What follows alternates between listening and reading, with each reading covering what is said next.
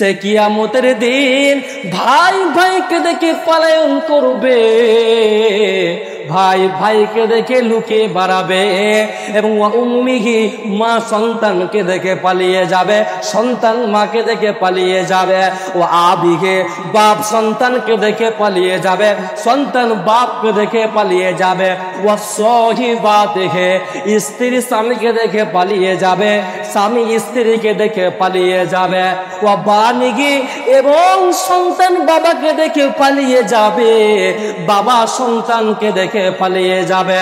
লিকুল্লি ইমরিইন মিনহুম ইয়াওমাইজিন সানুয়ুনি। আল্লাহ সুবহানাহু ওয়া তাআলা বলছেন, তাম পৃথিবীর সেই দিন মানুষ নিজ নিজ নিজ নিয়ে ব্যস্ত। আমার কি হবে, আমার কি হবে, আমার কি হবে, নিজ নাফস নিয়ে ব্যস্ত, নিজ নাফস নিয়ে ব্যস্ত।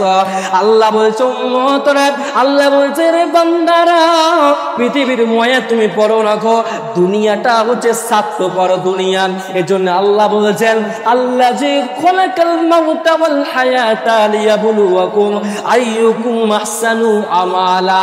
আল্লাহ বলছেন পৃথিবীর মানুষ, হে পৃথিবীর পারব মণ্ডলে তোমরা শোনো, তোমাদের মধ্যে সব চাইতে উত্তম কে, তোমাদের মধ্যে সব চাইতে কে ভালো মানুষ, আমি এটা নির্বাচন করার জন্য, এটা বাছাই করার জন্য, এটা নির্ধারণ করার জন্য আমি আল্লাহ তোমাদের মধ্যে মওত এবং হায়াতে আমি আল্লাহ তোমাদেরকে সৃষ্টি করেছে, তোমাদেরকে আমি আল্লাহ মওত এবং হায়াত দিয়ে সৃষ্টি করেছে। অতএব ভাইরে আমার, যুবক বন্ধুরা আমার, বোনেরে আমার, আপনাদেরকে সরে যেতে চায়। অনেকেই চলে গেছেন, কবরে চলে গেছেন। ছোট ছিলাম, যুবক হয়ে গেলাম, বৃদ্ধ হয়ে গেলাম, কালো চুল ছিল সাদা চুল হয়ে গেল, চামড়া টাইট ছিল চামড়া ঢিল হয়ে গেল। অতএব আমরা এখন পরিবর্তন হতে পারলাম না গো। এজন্য আল্লাহ বলেন, ইন্নাল্লাযীনা ক্বালু রাব্বুনাল্লাহ, আল্লাহ সুবহানাহু ওয়া তাআলা বলছেন, নিশ্চয় যারা আমি আল্লাহকে বিশ্বাস করে, যারা বলে আমার রব হচ্ছে আল্লাহ, তাতানাজ্জালু আলাইহিমুল মালায়েকা, যারা এর উপরে অটল থাকবে, এর উপরে অবিচল থাকবে, এর উপরে পূর্ণাঙ্গ বিশ্বাস থাকবে, মালায়েকা, এবং তাদের যখন মওত আসবে, যখন তাদের কাছে মালাকুল মওত আসবে, তখন তারা বলবে, ওয়ালা তাখাফু, তুমি কোনো ভয় করো না, ওয়ালা তাহজানু, তুমি কোনো চিন্তা করো না, তুমি কোনো হতাশ হবে না, কেন না, কেন না, কেন না, ওয়াবশিরু বিল জান্নাতিল্লাতি কুনতুম তুআদুন, কেন না তুমি জান্নাতের সুসংবাদ গ্রহণ করো, তোমার কোনো চিন্তার কারণ থাকবে না, থাকবে না।